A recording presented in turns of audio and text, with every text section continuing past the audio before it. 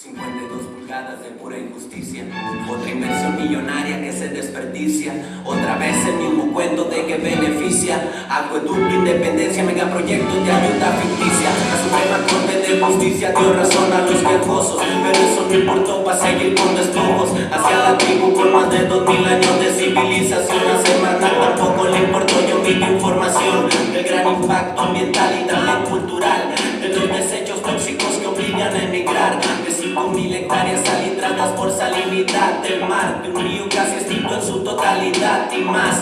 Prácticas que quieren inventar, los de arriba no batallan para irse a bañar o para agua tomar. Les presta mercancía, aunque el 50% de ellas se desperdicia, pero llegará un día que paguen una vez por todas las ratas de alcantarilla. Les va a cargar el payaso con todo y tuberías. Por si no lo sabías, esta forma de ver la vida es una encomienda divina. Preservar, conservar, aprovechar y cuidar los recursos naturales que la madre tierra brinda. Esta forma de ver la vida es una encomienda divina. Preservar, conservar, aprovechar y cuidar los recursos naturales que la madre tierra brinda. 288 tomas de agua clandestina, 8.5% descubrimiento de zona protegida. El estado de Sonora se ubica al noroeste de México. Es el segundo estado más grande, ocupando el 9.2% del territorio nacional. Sonora tiene un clima desértico. El estado es conocido por sus altas temperaturas y continuas sequías. Durante el verano alcanzamos los 45 grados centígrados o más, y solo aproximadamente 2 meses se presentan escasas lluvias.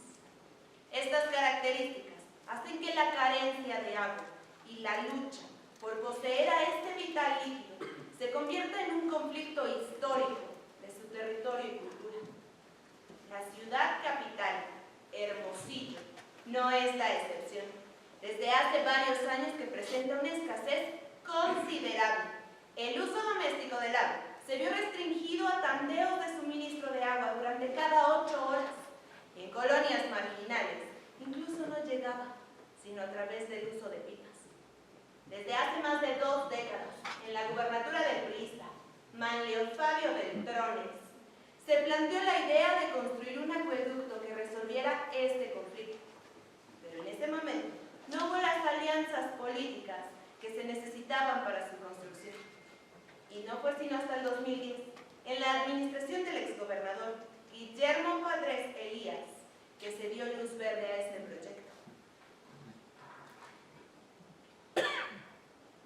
Pero lo que sí debe quedar claro, sea el proyecto Sonora sí o cualquier otro, es que el agua para consumo humano es absolutamente prioritaria sobre cualquier otro tipo de uso, sobre el uso industrial o agrícola.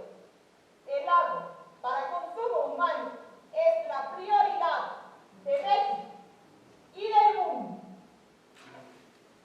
Se comenzó así la construcción del acueducto Independencia, mismo que trasvasara agua de la cuenca del río Yaqui a la cuenca del río Sonora, haciendo un recorrido de 135 kilómetros por un tubo de 52 pulgadas de diámetro. El acueducto tuvo un costo aproximado de 3.9 mil millones de pesos. Había otras opciones, más económicas, menos conflictivas. Una planta desaladora. Los científicos la avalaban, pero las ganancias eran altas.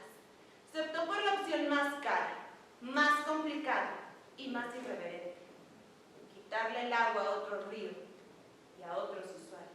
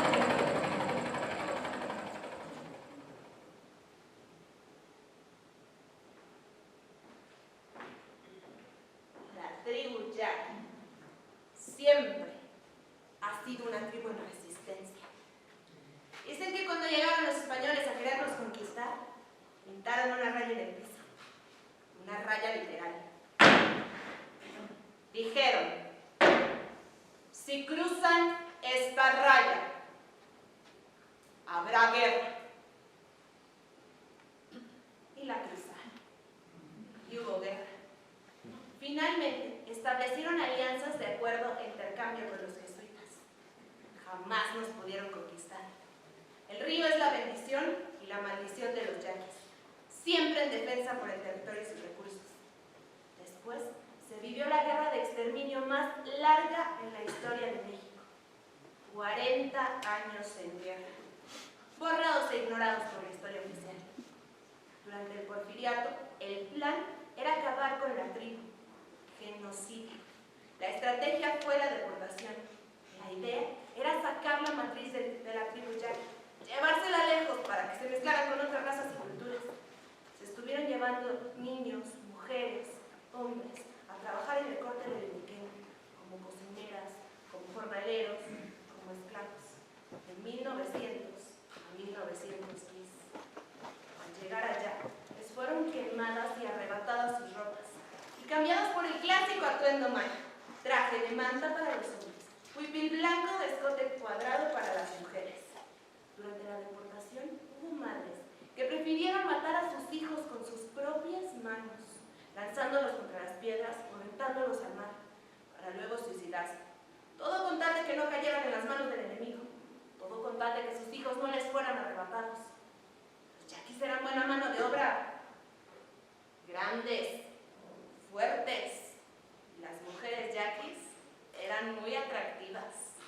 Las solteras o viudas tenían muchos pretendientes, pero ellas no querían casarse con los yucatecos.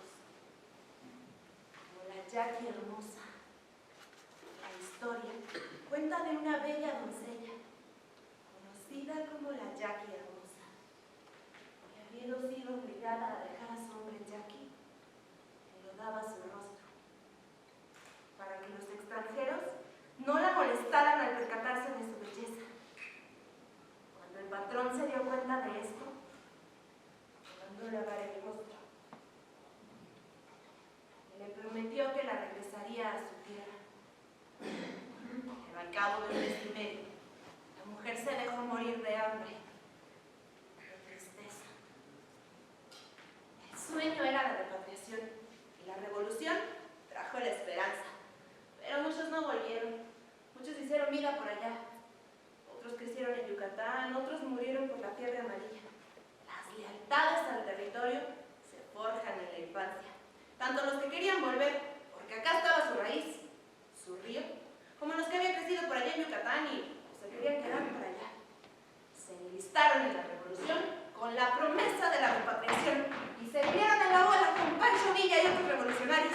Los de acá del norte se enlistaron con Álvaro Obregón con la promesa de devolverles su territorio. Pero cuando Álvaro Obregón llegó al Palacio Nacional, los yaquis le exigieron: oye, pues ya cúmplenos, ¿no? Sácame a todos los colonos que tienes invadiendo mi territorio. Retira tus ejércitos de las fuerzas de control. Pero Álvaro Obregón les dijo que no.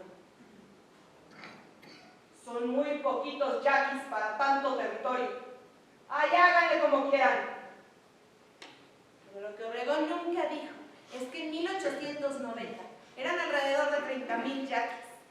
Y en 1920, cuando él mandó a hacer el censo, eran tan solo 5,000 yaquis. Cuando los yaquis amenazaron con levantarse en armas contra Álvaro Obregón, este envió 19 batallones de artillería y aviones para bombardear a los que estaban refugiados en la Sierra del Bacatete.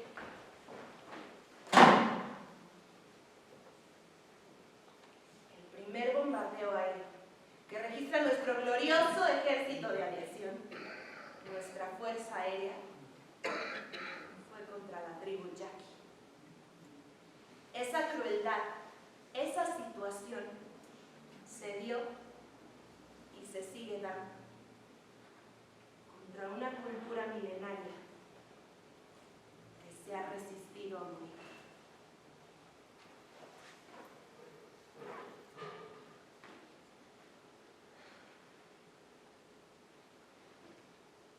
Mi nombre es Ana. Tengo 29 años y soy una mujer originaria de un pueblo indígena, de la comunidad de Bicam, en Sonora. Soy una mujer que ha pasado por muchas cosas. La vida me ha llevado por muchas cosas, por lo que he tenido que ser valiente, trona, como se dice por acá. Siempre he tratado de estar en equilibrio. Siempre he tratado de tener esa parte espiritual porque, pues para mí es lo más importante. Al final es lo que me ha dado fortaleza. Siempre he estado en esa búsqueda, en ese encuentro constante conmigo misma, de lo que soy, de lo que tengo, de lo que voy a hacer y a lo que pertenezco. Soy esposa del secretario vocero de la tribu Yaqui. Durante todo el movimiento de defensa por el agua, yo mantuve siempre un bajo perfil. Me encargaba de manejar redes sociales y una radio por internet. Siempre estuve detrás, en la promoción, seguimiento y denuncia pública del movimiento. La radio y las redes sociales fueron parte bien importante para dar a conocer el conflicto. Yo soy parte de una asociación civil de mujeres indígenas. Justo tenemos nuestra oficina en la carretera 15, justo de donde fue el bloqueo. Nos encargábamos de la cocina comunitaria. Ayudábamos en la oficina haciendo cartas, gafetes, y también apoyando en la vigilancia, porque pues ya nos habían dado el pitazo que andaban tras él y otros de sus compañeros. Hasta una vez tuvimos que salir a medianoche con los garrotes. Nos quedábamos a dormir en la oficina, durmiendo en el piso, a veces entre los grillos, para estar al pendiente de todo. Durmiendo ahí, comiendo ahí, viviendo ahí en el bloqueo. O sea, día y noche. Estar ahí pues para lo que se ofreciera. Nosotros empezamos de la nada. Poco a poco fue creciendo el movimiento. A la lucha por el agua se fueron sumando agricultores, ejidatarios, activistas y sociedad civil de Obregón y otros lugares. Tuvimos el bloqueo de la carretera federal México-Nogales a la altura de Bicam por 2 años y medio.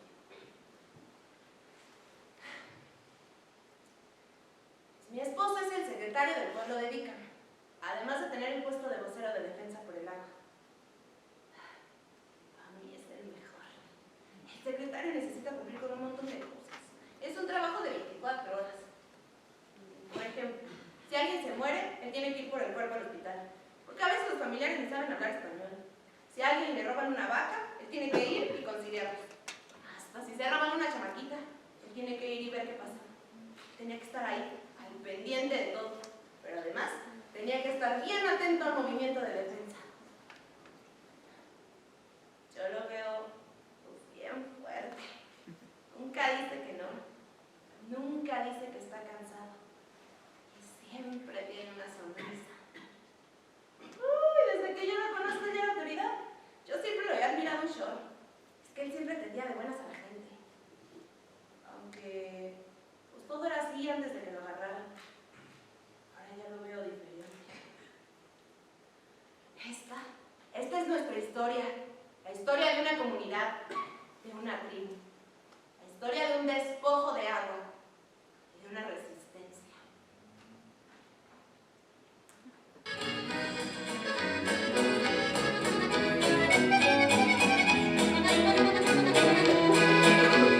Quiero contarle la historia de una severa amenaza que nunca se concretó, gracias a toda la raza.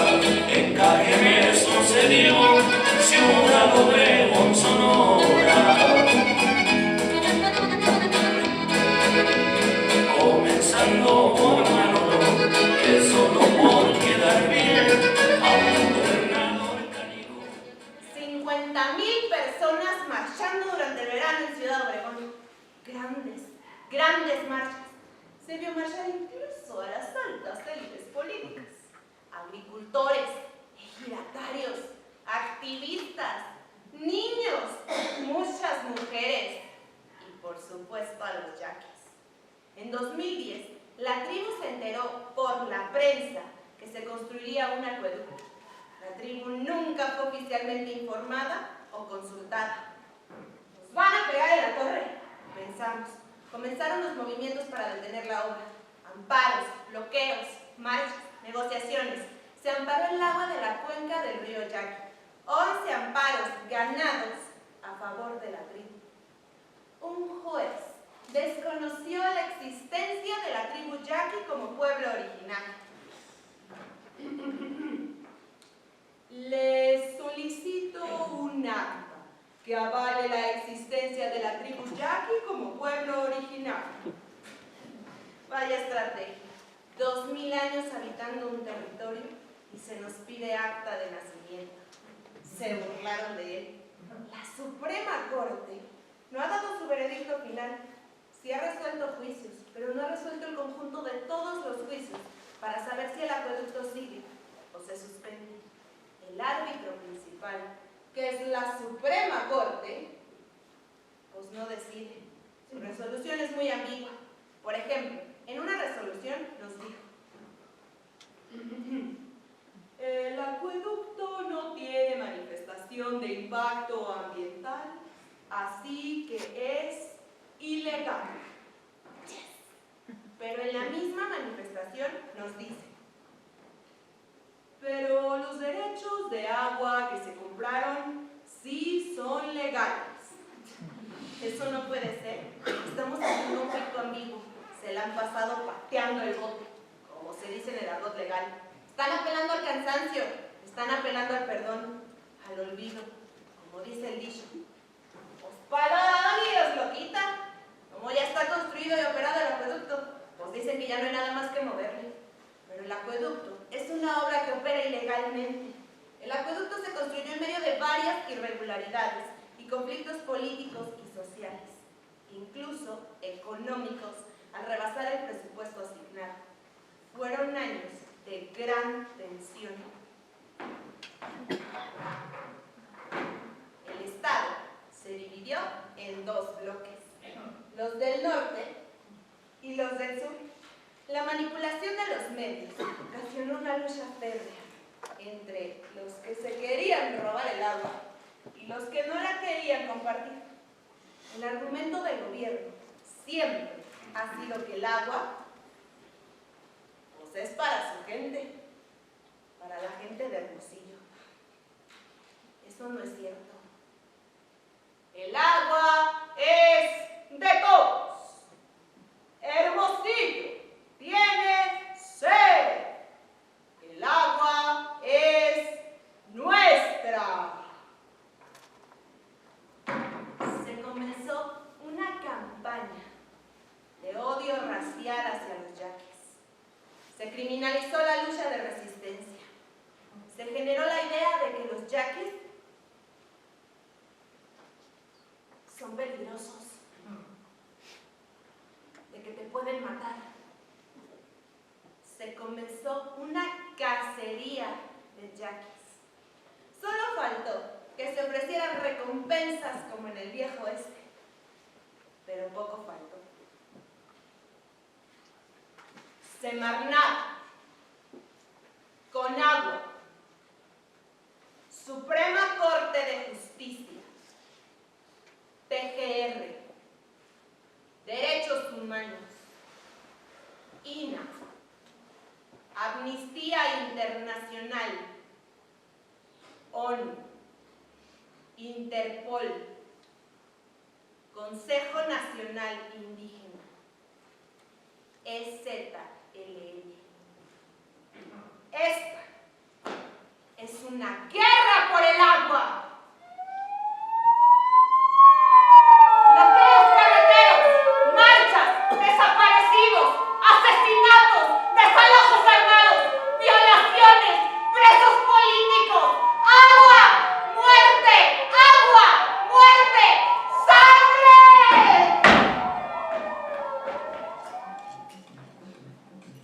En un operativo sorpresa y sin el uso de la fuerza pública, alrededor de las 3:45 horas, cientos de elementos de las diferentes organizaciones policiales levantaron el bloqueo que mantenía la tribu yaqui en Bicam.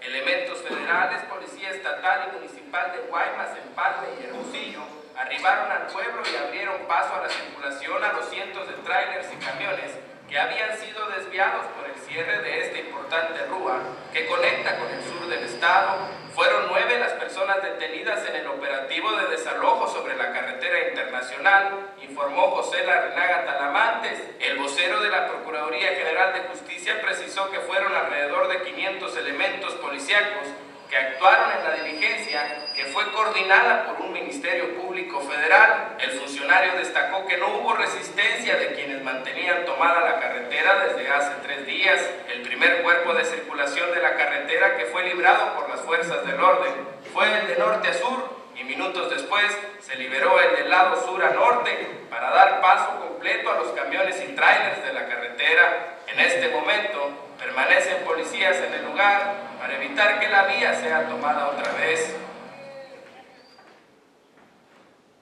Nuestro carro estaba descompuesto.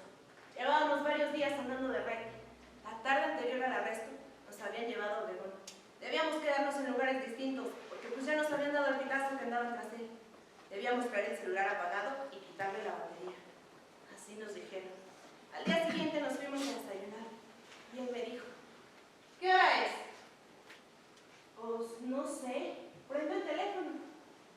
Pues préndelo. Me dijo. Lo prendí. No pasaron ni 10 minutos. Afuera del restaurante ya nos estaba esperando el maestro Porfirio, amigo nuestro. Íbamos para Vica. Arrancamos. No avanzamos ni 3 calles. De pronto se nos atravesaron 2 trocas blancas adelante y otras 2 trocas atrás.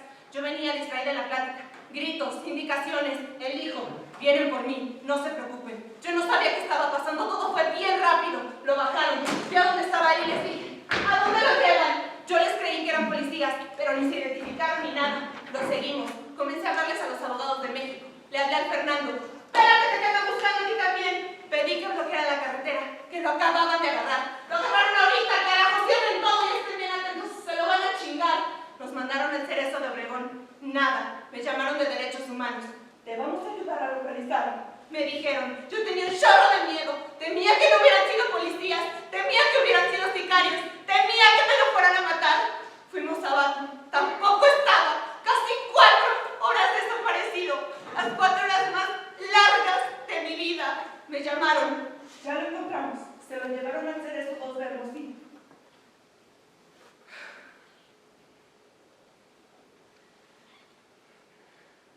Respiré más tranquila.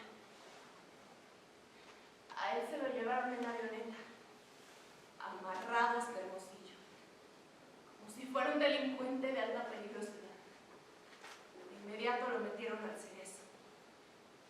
Fuimos a Hermosillo, pero antes avisamos en la guardia tradicional. El primer día solo dejaron entrar al abogado. Yo le mandé una nota, contándole todo lo que estaba sucediendo, hablándole de la solidaridad de la gente, aunque en realidad solo fue un pretexto para hacerle saber que estaba yo, cerquita de él, que detrás de esos muros estaba yo, acompañándolo. Era septiembre, hacía un chingo de calor. Fuimos y le compramos un abanico chiquito, una cobija, una pasta de dientes, lo básico. Y al día siguiente fuimos otra vez. Entré a verlo. Ahí, en el locutorio. Ahí donde está todo enrejado. Y verlo tras las rejas fue impresionante. Me toqué la mano a través de las rejas. De alguna manera, le di gracias a Dios de verlo vivo. Que sí lo había agarrado la policía y pues no los sicarios. Yo le decía, vete de aquí. Pero no me hizo caso. No creyó que lo fueran a agarrar. El procurador de justicia en el estado, Carlos Navarro Zúguich, dijo que la dependencia recibió el 8 de junio del 2013 una denuncia sobre la presunta privación de la libertad del indígena yaqui Francisco Delgado Romo por parte de sujetos de la misma tribu, en hechos registrados durante un bloqueo en la carretera tramo Pueblo de Vica, Ciudad Obregón, por la operación del Acueducto Independencia. En un principio, se dijo que esta privación era una acción de los usos y costumbres de esta tribu. Pero esto no tiene nada que ver con el comportamiento tradicional, convencional de un yaqui, de un serio, de un mayo. No podemos tolerar los sonorenses que se secuestre o se prive de la libertad de personas mediante la invocación de usos y costumbres. Eso no es algo que podamos tolerar. Hay otras órdenes de prisión, sí, hay otras órdenes de prisión, y por el delito de privación ilegal de libertad agravada la penalidad es de 4 a 14 años. Cabe señalar que Francisco Delgado Romo, la persona que fue privada de su libertad, aún está en calidad de desaparecido. El día que lo agarraron, yo llegué como a las 2 de la mañana a Vica. Hace media hora llorando. No podía pensar en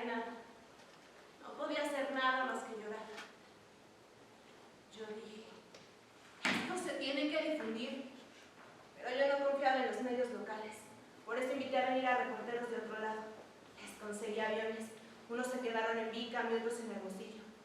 Me aferré en conseguir las cosas. A él se le acusó de robo y secuestro. Todo fue un complot del gobierno para acusarlo. Le quisieron colgar a muertito y muchas cosas más. Él se fue a México la primera vez que quisieron agarrarlo. Se fue como 15 días. En el pueblo se inventaron el chisme de que se había vendido, que por eso había desaparecido. Yo le decía, vete otra vez. No, hombre, olvídate si me voy. Ahora imagínate lo que se van a inventar. Me voy a esconder por aquí. Me la voy a rifar escondiéndome por aquí. No creyó que lo fueran a agarrar.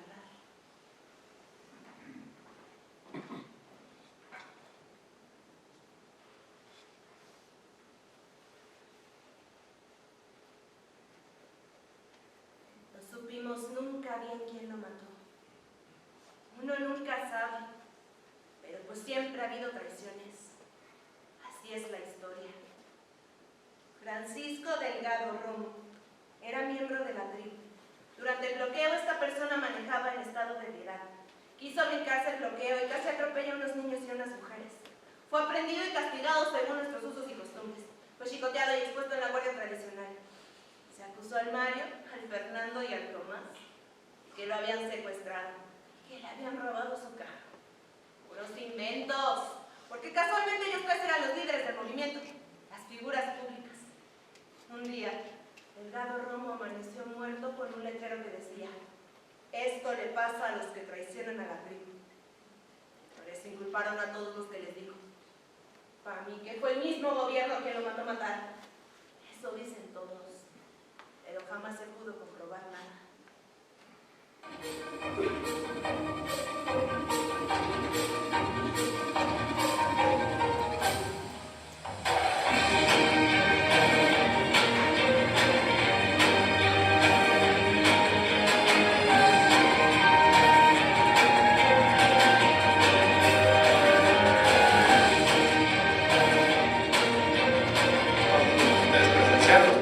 Son parte ustedes de la historia de Sonora, de un antes y un después, de que nada nos limita, de que podemos pensar en grande, que las grandes obras se pueden hacer realidad cuando todos trabajamos de la mano. Esto nos debe llevar a la unidad de Sonora, esto nos debe llevar a trabajar todos juntos, ponernos metas en beneficio de la gente y sobre todo pues que nos quede claro que no hay imposibles cuando todos trabajamos de la mano y cuando se hacen las cosas sobre todo para el bien común, para que seamos los sonorenses solidarios y subsidiarios en beneficio de quienes, en este caso, nos parecen de ser. En la cuenca del río Yaqui existen actualmente 3 presas que contienen su cauce. La presa Lázaro Cárdenas, conocida como la Angostura, inaugurada en 1942. El presidente Lázaro Cárdenas reconoce a la tribu Yaqui mediante un decreto de restitución en el cual se otorga el uso y disfrute del agua de la cuenca del río Yaqui. Se otorgó el 50% de la presa de la Angostura más los escurrimientos y las aguas no controladas río abajo. Esas aguas, escurrimientos, riachuelos, lluvias, son las que se capturan y almacenan en las otras 2 presas. La presa Álvaro Obregón, conocida como el Oviacha, inaugurada en 1957. Y la presa Plutarco Elías Calles, conocida como el Lobito, inaugurada en 1964. Foco de nuestro conflicto y ubicada en medio de las otras 2 presas. A la tribu Yaqui se le ha otorgado solo del 8 al 10% del uso real del agua. Toda esta captación y control del agua no ha permitido el cauce natural del río. No es lo mismo que tengas agua en un bote y la pases a otro bote, a que de un mismo bote la dividas en varios usuarios. Además, se insertó un nuevo usuario, Hermosillo. Hermosillo es una de las ciudades con mayor índice de fuga de agua en el país. más del 50% del agua se desperdicia por un deficiente sistema de tuberías. Es decir, que la mitad del agua que le lleves al bolsillo se va a tirar por la coladera.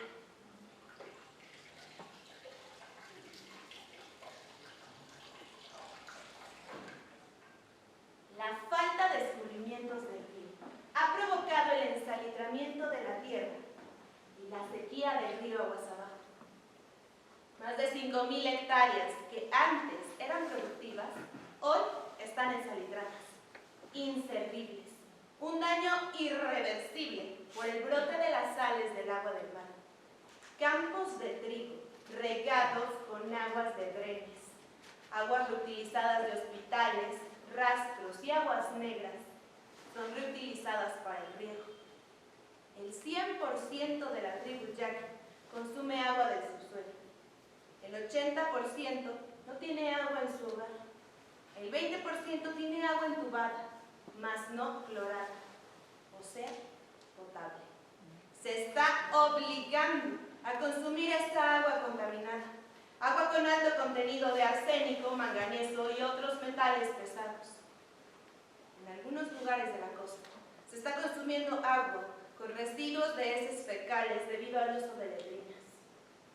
Enfermedades de la piel, del estómago, llagas, vómitos, mareos, malformaciones genéticas, cáncer.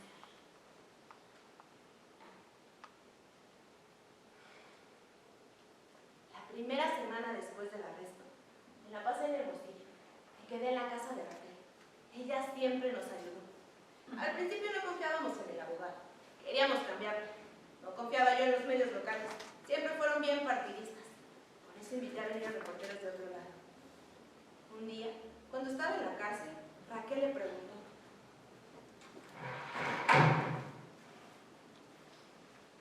¿cómo quieres pasar a la historia? ¿Como un Tetaviate o como un Loreto Villa? Yo quiero pasar a la historia como el bebé, el niño que muere en los brazos de su madre en la guerra. Él nunca ha querido que lo vean como un héroe, o algo así. En la tribu, el culto o la adoración a la personalidad o los héroes ni existe. En la tribu no son recordados de esa manera. La lucha es por igual y se lucha para todos. Como dice él, tanto por los nacidos como por los no nacidos. Tanto valor tiene el que muere en una trinchera como el que muere en el vientre o en los brazos de su madre.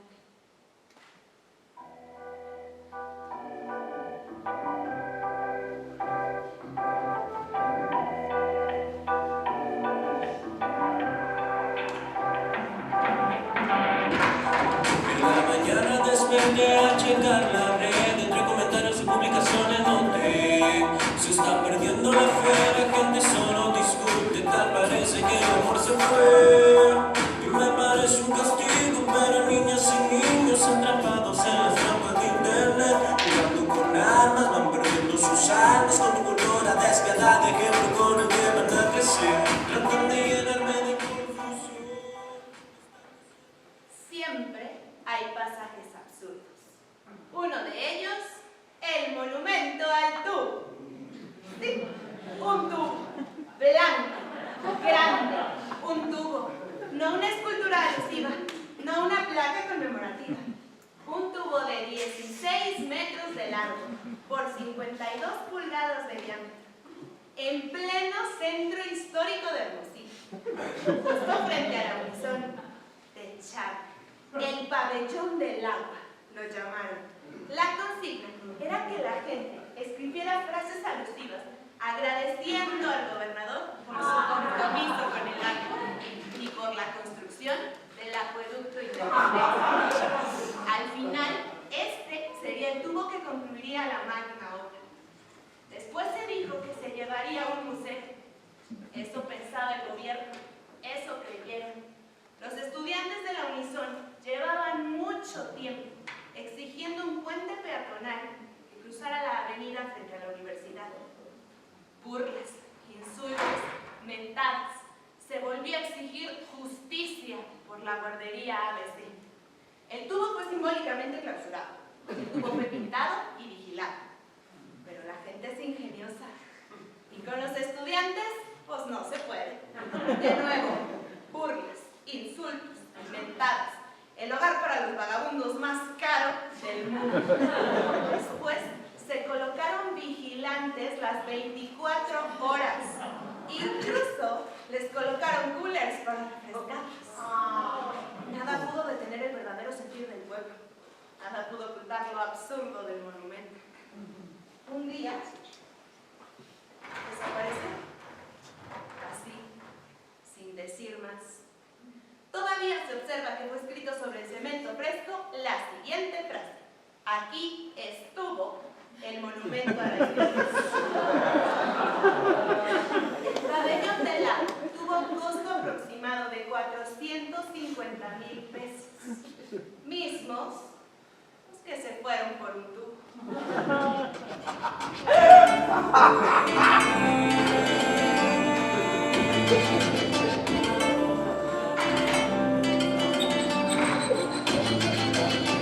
Venimos a darlo todo, noche tras noche, mañana tras mañana, día tras día y de cualquier modo. Yo vivo al límite cada momento, no sé respetar y nada de ese cuento.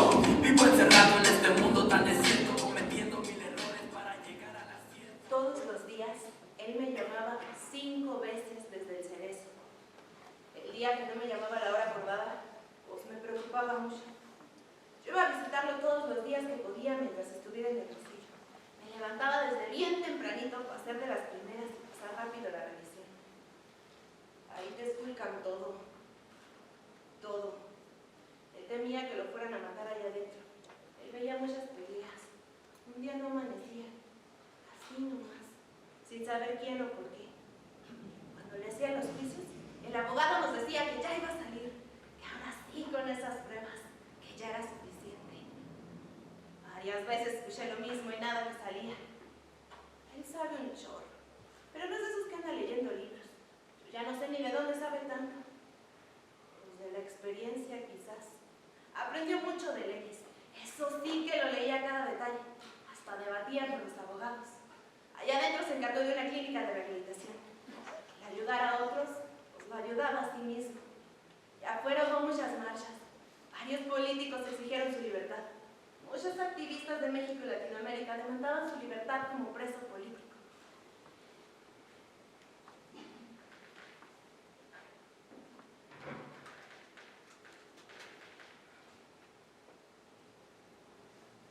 Un día, en el locutorio, él me dijo que creía que no iba a salir vivo de ahí.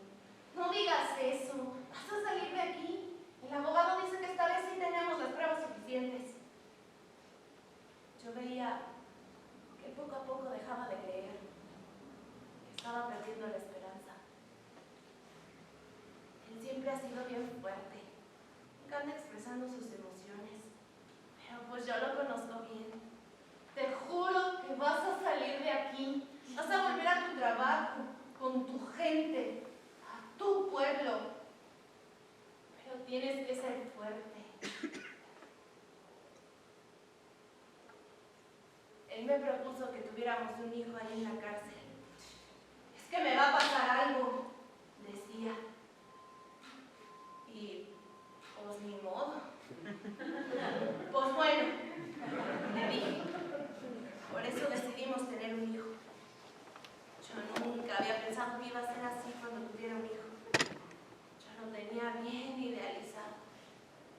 Y en medio de todo, de arriba abajo, ahí andaba yo batallando con la panza y con todo.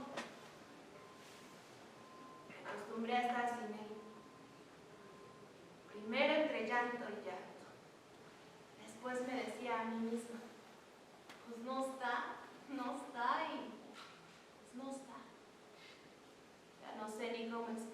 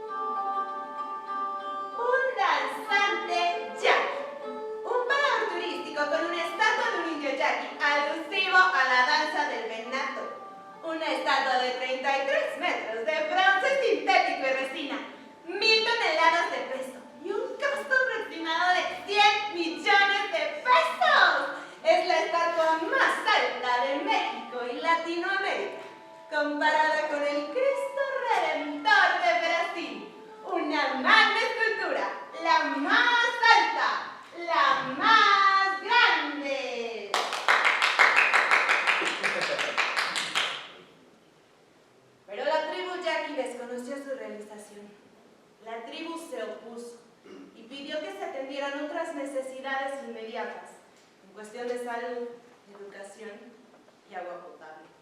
Pero no, al gobierno le pareció más importante construir una estatua alusiva a la etnia. Y lo hicieron, pero lo hicieron mal. La estatua del danzante tiene al menos 6 errores en su vestimenta y postura. Al artista que estetizó al danzante le pareció muy importante construir la obra de un yaqui erguido que representara el orgullo, la valentía y la perseverancia de la etnia. Una magna escultura, la más alta, la más grande, en medio de la nada, en medio del desierto, en medio del despojo al río. Dedicado a Loma de Guamuchi, Loma de Bacum, Torin, Picam, Botan, Raúl, Huiribis y Belén. Oh, no están civilizados, lo que pasa es que se han enfermado de un capitalismo formado de lo robado y por eso los persiguen los fantasmas del pasado, porque no están civilizados, lo que pasa es que se han enfermado de un capitalismo formado de lo robado y por eso los persiguen los fantasmas del pasado. Su único Dios es el dinero, nunca he importado el sentir de mi pueblo, pero Dios manda guerreros a preservar la cultura y defender nuestros derechos. La madre tierra tiene una misión para la tribu, llevarle un gran mensaje a todo pueblo que esté herido. Viaja el sonido de los tambores de la raza del río, diciendo por nada se rindan ante el enemigo, ya que no están civilizados. Lo que pasa es que se han enfermado de un capitalismo formado de lo robado y por eso los persiguen los fantasmas del pasado. Lo que sucede es un gran lío, porque dejar a un yaqui sin su río es como dejar a un brasileño sin fútbol, un gringo sin hot dog, un chinito sin arroz, a un jamaicano sin pop, un africano sin color, un cubano sin sol, un mexicano sin folclore. Sería una locura, más que una pena. No puedes vivir si te cortas una vena, parece condena. Los de arriba no se llenan, se apoderan de las tierras, el agua la envenenan, predican la guerra y no cosas buenas. La tribu no se rinde, tiene energías nuevas porque no están civilizados. Lo que pasa es que se han enfermado de un capitalismo formado de lo robado y por eso los persiguen los fantasmas del pasado. Si controlas el agua, lo controlas todo. El acueducto termina en un parque industrial de Hermosillo, en un reservorio. En 2015 fue descubierta una presa propiedad de la familia de Guillermo Párez, ubicada en el rancho Pozo Nuevo. Coloquialmente la llamaban Presa El Titán, con capacidad de 4 millones de metros cúbicos, agua suficiente para resolver al menos una cuarta parte del déficit de agua en Hermosillo. Cuando le preguntaron al gobernador, dijo que esa agua no se utilizaba, que era de protección. Un día amaneció destruida, dinamitada, pero dijeron que la lluvia la destruyó. Hay 4 grupos empresariales que son los que promovieron la construcción del acueducto. El sector inmobiliario, el sector comercial, el sector de la construcción y el sector industrial. Estos 4 grandes grupos son los que promovieron la construcción del acueducto Independencia. Son los que necesitan el agua, son los que pueden pagarla. A finales del 2009 se inventó un déficit de 15 millones de metros cúbicos de agua en Hermosillo. Se generó un terror hídrico. Bandeos, recortes, desabastos. A inicios del 2010 se presentó el acueducto como la solución. El argumento es que el agua sería para la gente de Hermosillo. El agua es de todos. Hermosillo tiene sed. El agua es nuestra. 52 pulgadas de diámetro. Mide el tubo de acero que transporta agua por el acueducto Independencia. Fue inaugurado por el entonces presidente de México, Felipe Calderón, y Guillermo Padres. Ambos compartieron el delito. Se violó el Estado de Derecho, desacatado. No se avaló el movimiento de impacto ambiental, por lo que no se avala legalmente la construcción del acueducto. Y sin embargo, opera. El que tiene dinero estanca las aguas. Guardar el agua, pues es como cortarse una vena. ¿Cómo va a vivir alguien si le cortas una vena? El mundo es igual. El que tiene dinero le está matando. 52 pulgadas de pura injusticia, otra inversión millonaria que se desperdicia, otra vez el mismo cuento de que beneficia, acueducto, independencia, megaproyectos de dio razón a los quejosos, pero eso no importó más seguir con despojos, hacia la tribu con más de 2000 años de civilización, hacer marcar tampoco le importó, yo vi mi información del gran impacto ambiental y también cultural, de los desechos tóxicos que obligan a emigrar, de 5.000 hectáreas salitradas por salinidad del mar, de un río casi extinto en su totalidad y más, tácticas que quieren inventar, los de arriba no batallan para irse a bañar, o para agua tomarles esta mercancía, aunque 50% de ella se desperdicia, pero llegará un día que paguen una vez por todas las ratas de alcantarilla, les va a cargar el payaso con todo y tuberías, por si no lo sabías. Esta forma de ver la vida es una encomienda divina. Preservar, conservar, aprovechar y cuidar los recursos naturales que la madre tierra brinda. El río es la columna vertebral de los 8 pueblos. Cocorit, Bacum, Picam, Torim, Potam, Racum, Huiriris y Belén. Todos los pueblos están asentados al margen del río Yaqui. No haber agua es no haber vida. El río es como la sangre del cuerpo de la tribu. Nuestros rituales y ceremonias culturalmente están ligados al río. Esto es otra forma de genocidio. Nos están obligando a emigrar. Lo que no lograron hacer con la Fuerza Armada, quieren lograr con la falta de agua. Hoy da tristeza que ya no se oye el correr del río. Hoy el río está seco. El río, pues ya ni el río.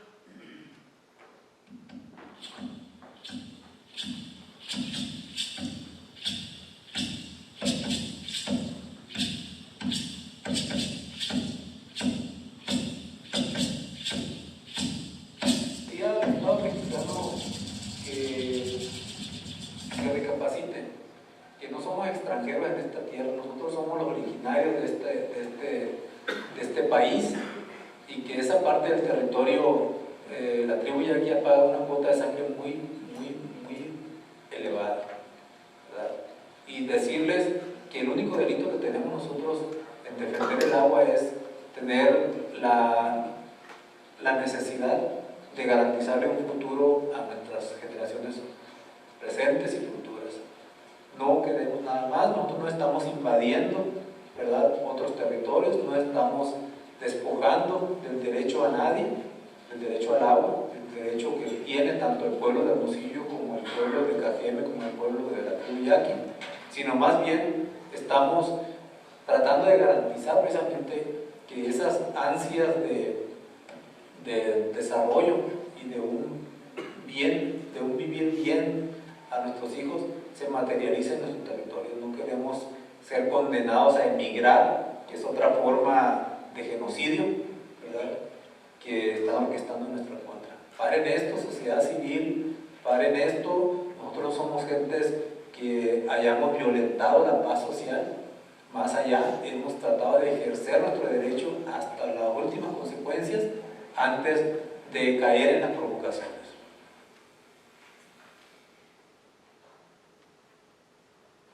voluntario y libre, sin ningún cargo, el 23 de septiembre de 2015, solo 10 días después de la salida de Guillermo Padres como gobernador del estado. El día que salió no quiso ni dar entrevistas. Ya en conferencia de prensa dijo que continuaría con su trabajo como secretario y que volvería al movimiento de defensa. Y así fue. Al día siguiente lo hizo. Ese día yo lo abracé tan fuerte como para no volverlo a soltar. Poco tiempo después, el 7 de diciembre del mismo año, nació nuestro hijo. Ese mismo día se levantó el bloqueo de la carretera federal. Él no salió en la foto con la gobernadora porque se fue conmigo al parto. Yo le he dicho que ya deje todo, que se haga de un ranchito y nos vayamos a vivir ahí, solos, los dos con nuestro hijo, lejos de tanta cosa, de tanta gente. Pero pues no, a él le gusta mucho su trabajo. Es una encomienda divina y de sus autoridades. Ya algún día será. El caso del acueducto Independencia y las agresiones a líderes yaquis como Tomás Rojo, Fernando Jiménez y Mario Luna fue presentado ante la Comisión Interamericana de Derechos Humanos y en el Foro Permanente en Nueva York de la ONU. Se ha acudido a todas las instancias de justicia y gobierno posibles de este país. Intervino Amnistía Internacional y la Interpol. En nombre de todos los pueblos originarios de México y Latinoamérica, denunciamos alto al despojo de recursos naturales a pueblos originarios. Para nosotros, esta no es una lucha perdida. Nunca lo ha sido. Por el contrario, está legalmente ganada. Pero en este país se sabe quién tiene la última palabra. La última palabra está en el aire, como el eco del río, el río que sonaba, del río que llevaba